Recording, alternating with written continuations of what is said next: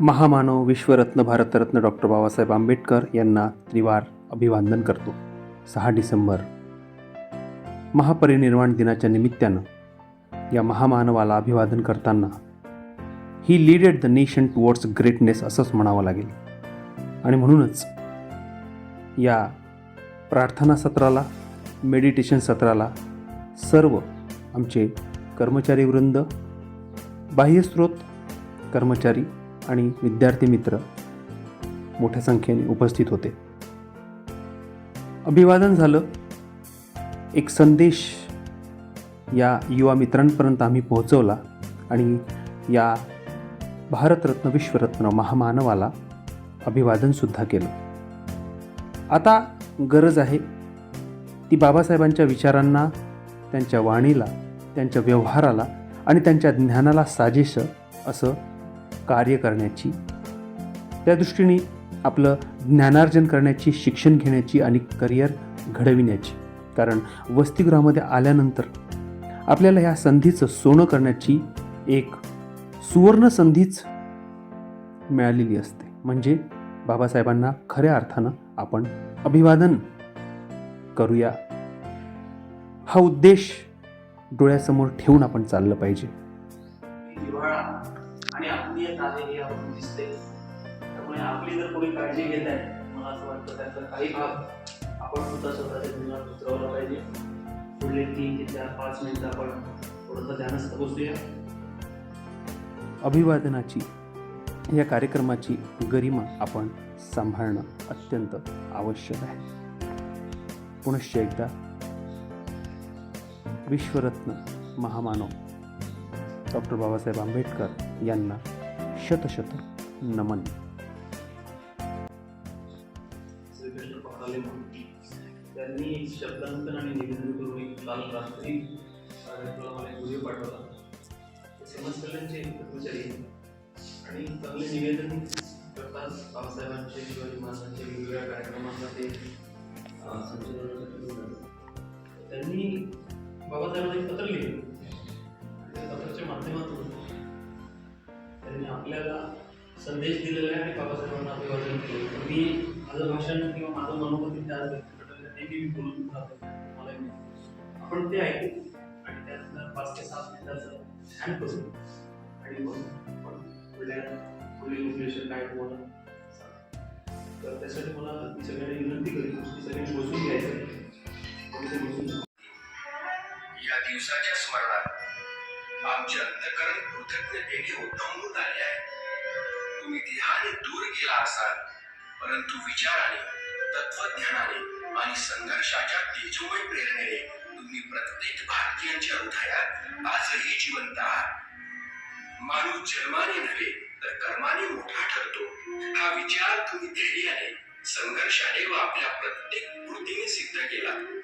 ज्यांना जगण्याचा हक्क नाकारला, त्या उपेक्षितांच्या जीवनात तुम्ही आशेची ज्योत पेटवली. शिका, संघटित व्हा, संघर्ष करा.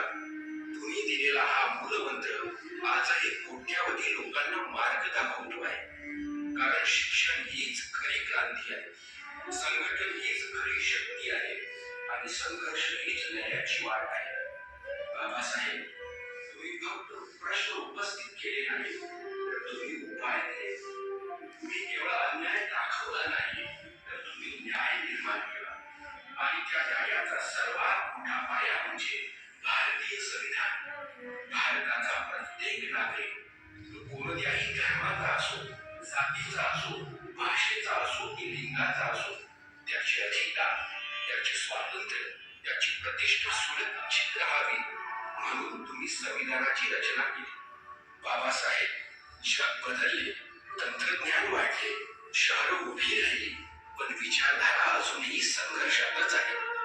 समाज प्रगत झाला असं आपण म्हणतो, पण पूर्वग्रह आणि द्वेष अजूनही सावलीसारखे सोबत चालत आहे.